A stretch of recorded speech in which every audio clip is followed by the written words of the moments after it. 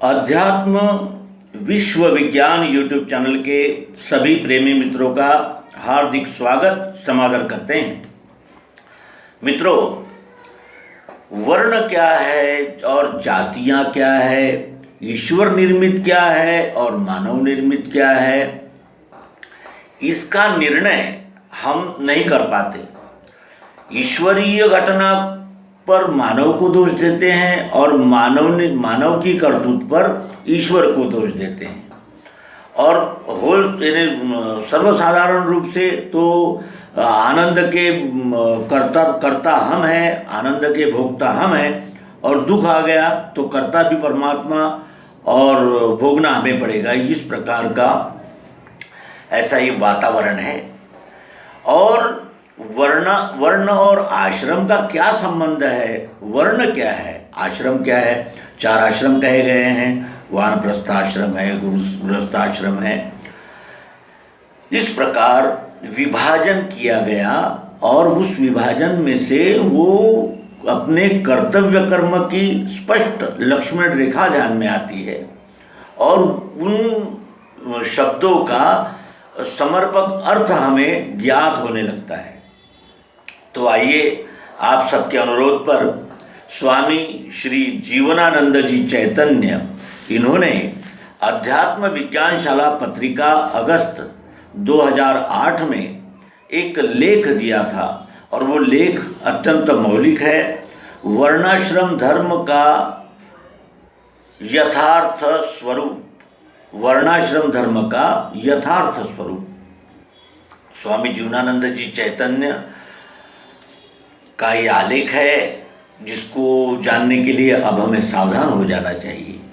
वे कहते हैं कि जिस प्रकार चातुर्वर्ण धर्म में ब्राह्मण, क्षत्रिय, वैश्य और शूद्र ये मानव जीवन में ब्राह्मण अर्थात शिक्षक, क्षत्रिय अर्थात रक्षा न्याय, वैश्य अर्थात वाणिज्य और श्रम अर्थात श्रमिक शूद्र, ये वर्ण गुण कर्म के आधार पर है, जाति पाति के आधार पर नहीं। उसी प्रकार चारों आश्रम में जाति जन्म के आधार पर नहीं, गुण कर्म के आधार पर है। उसी प्रकार चारों आश्रम में जाति जन्म के आधार पर नहीं, गुण कर्म के आधार पर है। जहाँ पर आत्मज्ञान का श्रवण और मनन कराया जाता है उसे आश्रम कहते हैं। एक ब्रह्मचर्य आश्रम मानव जीवन की आयु के सामान्यतः 100 वर्ष एक प्रमाण माना गया है। 100 वर्ष का एक प्रमाण, जिससे जन्म से लेकर 25 वर्ष तक ब्रह्म विद्या और इंद्रिय संयम रखने का प्रशिक्षण समय है। फिर विश्वरूप ही विश्व है। यह प्रशिक्षण शरीर, इंद्रियां, मन, बुद्धि को संयम में रखकर अंशी भाव से अनुभव कराने का विभागीय शिक्षण दिया जाता था। यदिदं ब्रह्मणो रूप ब्रह्मचर्य इति स्मृतः सर्वं ब्रह्मेति विज्ञानात् इंद्रियग्राम संयमः यमो अयं यति सप्रोक्ति अभ्यसनीयो मुहुर्मुहुः। यह प्रमाण है। शरीर, इंद्रियां, मन, बुद्धि सहित ब्रह्म है। कौन? तो विश्वरूप परमात्मा। और इसका यानी अभ्यास पूर्ण, प्रशिक्षण पूर्ण हो जाता था, तब परीक्षा के उपरांत विभागीय शिक्षण देने उस पद पर नियुक्ति होती थी। उसे गृहस्थाश्रम कहते थे। देखिए, हमारी समझ और जो आकलन है उसमें कितना अंतर है। और गृहस्थ कहलाता था वो, और विभागीय कार्य संचालन में छोटे बड़े सहयोगी कर्मचारियों का वह गृहस्थ कहलाता था। वैवाहिक जीवन भी उसी के अंतर्गत समावेश रहता था। केवल वैवाहिक जीवन ही मात्र गृहस्थ नहीं रहता था, विभागीय सहयोगी भी स्वकर्म रूपी गृह चलाने में लगते हैं। यह सभी मिलकर अध्यात्म का व्यष्टि समष्टि संयुक्त गृहस्थ धर्म है। वानप्रस्थ धर्म का अर्थ है गृह कारज नाना जंजाला ते अति दुर्गम शैल विशाला। विभागीय स्वकर्म रूपी गृह में समस्याओं का निवारण अर्थात निराकरण करने प्रस्थान अर्थात दौड़ करके जिस विभाग का वो अधिकारी हो सहयोगी सहित भ्रमण करते रहे और समुचित व्यवस्था निर्लोभ वृत्ति से करके जनता की व्यवस्था पूर्ण निराकरण करता रहे, यही वन प्रस्थान है। अर्थात स्वकर्म विभागीय क्षेत्र अर्थात वन में प्रस्थान। संन्यास त्रय विद्यां परे नास्ति संन्यास परमं तपः तपसा शक्यते प्राप्तुं देवत्वमपि निश्चात्।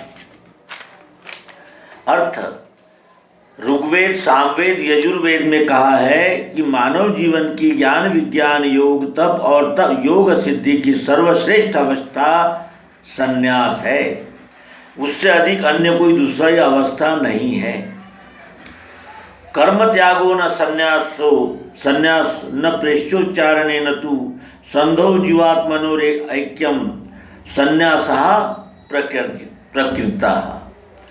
कर्म त्यागने अथवा कर्म करने से भी कोई सन्यासी नहीं हो सकता। पिंड ब्रह्मांड अर्थात जीव ब्रह्म की अभिन्न एकात्मता का दर्शन जिसको हो गया है वही सन्यासी है, अन्य दूसरा नहीं हो सकता है। गीता में कहा है विश्व सेवार्थ करता है स्वकर्म फल त्याग के, वही सन्यासी वही योगी त्यागी अग्नि क्रिया नहीं। है संन्यास जिसे संज्ञा उसी का नाम योग है, बिना संकल्प के त्यागे पार्थ योगी नहीं बने। अर्थ विश्वरूप परमात्मा की अपने गुण कर्म द्वारा निर्लोभ बुद्धि से समर्पित भाव से सेवा करना ही सत्य संन्यास है। ब्राह्मण गुण का ज्ञान संन्यास, क्षत्रियों का न्याय संन्यास, वैश्य का व्यापार और शूद्र गुण का श्रम संन्यास वेद सम्मत है। चारों वर्णों के व्यक्ति अपने अपने स्वकर्म रूपी गृह विभाग में स्थित सन्यासी हो सकते हैं। वर्ण और आश्रम में जाति पाति और वेश पोशाक आदि का संबंध नहीं है। 4 वर्ण किए मैंने गुण कर्म विभाग से, करता हूँ इनका तो भी अकर्ता जान अव्यय। गीता अध्याय 4 श्लोक 13। अर्थ चारों वर्ण की रचना गुण कर्म विभाग से हुई है, जाति जन्म से नहीं। सात्विको ब्राह्मणः पुक्ता क्षत्रियस्य रजोगुणा रजोतमस्तथा वैश्य शूद्र एवं तमोगुणा। अर्थ सत्वगुण प्रधान ब्राह्मण, रजोगुण प्रधान क्षत्रिय, रजतम प्रधान वैश्य और तमोगुण प्रधान शूद्र को भागवत पुराण में गुण कर्म प्रधान से ही विभाग कर्म वर्ण विभाग किए हैं। संस्कार द्विजता देवे विप्रत्व श्रुति ज्ञान से, ब्राह्मण दिव्य दृष्टि से डौंडी है श्रुति की यही। अर्थ श्रुति के डौंडी में आदि शंकराचार्य जी ने कहा है कि चारों वर्णों को विद्याध्ययन का अधिकार है। अधिकारों से वंचित करते ही धर्मग्लानि हुई। अवतार समान अधिकार दिलाने आते हैं। भगवान श्री मायानंद जी चैतन्य कलयुग में 10 अवतार मालिका के नवम बुद्ध अवतार हैं। डॉक्टर जीवनानंद जी चैतन्य। मित्रों, अर्थ क्या होता है और हम उसका कितना अनर्थ कर देते हैं। ये विश्व सेवा के लिए की गई व्यवस्था हमने अपने विवाद का कारण बना लिया और हम मानव लड़ते भिड़ते रहते हैं। लेकिन वर्णाश्रम धर्म का यथार्थ स्वरूप जो स्वामी जी श्री जीवनानंद जी चैतन्य जी ने बताया है, ये एक ऐसी दिव्य दृष्टि है कि दिव्य दृष्टि को धारण करने पे ऐसे जो यानी बेसिक जो पॉइंट्स है वो गेन होने लगते हैं, क्योंकि विश्व रूप के साथ वो तादाद में हो जाता है और उस प्रकार से वो उसको एनालिसिस करता है। आश्रम और इन चारों वर्ण आश्रम जो है वो सब एक दूसरे के पूरक और एक दूसरे के आधारित है। और फिर जो वर्ण है वो अपने कर्तव्य कर्म की जागृति तो है। ज्ञान विज्ञान न्याय रक्षा पोषण व्यापार वाणिज्य और सेवा, क्या ये विश्वरूप परमात्मा इनके बगैर गतिशील है? ये परमात्मा का ही अंग है, परमात्मा की व्यवस्था के लिए ही की गई यानी रचना है, लेकिन हम उसे यानी एक वैयक्तिक और क्षुद्र ऐसा रूपारूप दे देते हैं और लड़ाइयाँ करते हैं। स्मशान में जब प्रेत को ले जाया जाता है तो वो ये नहीं पूछता कि ये तहसीलदार थे कि बड़े भारी उद्योगपति थे या कोई बड़े भारी महात्मा थे या कोई बड़ा भारी चोर था। वहाँ केवल पूछा जाता है नाम क्या है इनका, जो जिनका ये लाश है, प्रेत है, डेड बॉडी, और वो कहता है 3 नंबर के प्लेटफॉर्म पे ले जाइए और वहाँ इनको जला दीजिए या फिर दफन कर दीजिए। कहने का आशय यह है कि तर्क चाहते हो ना, तार्किक दृष्टि पे कसना चाहते हो ना,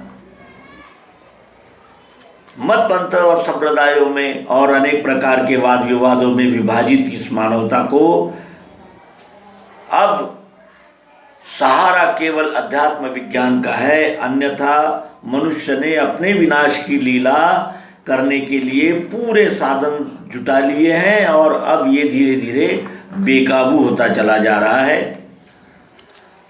मन, बुद्धि, चित्त, अहंकार ये तो सूक्ष्म है, लेकिन आज अपनी इंद्रियां ही हमें संभालनी मुश्किल हो गई है और उसमें भी इस कलयुग ने इतनी कलुषितता ला दी कि मनुष्य मानव जाति का ही दुश्मन हो गया। वो ये नहीं समझ पा रहा है कि मैं भी मनुष्य हूँ। आज ये प्रसंग आ गया है।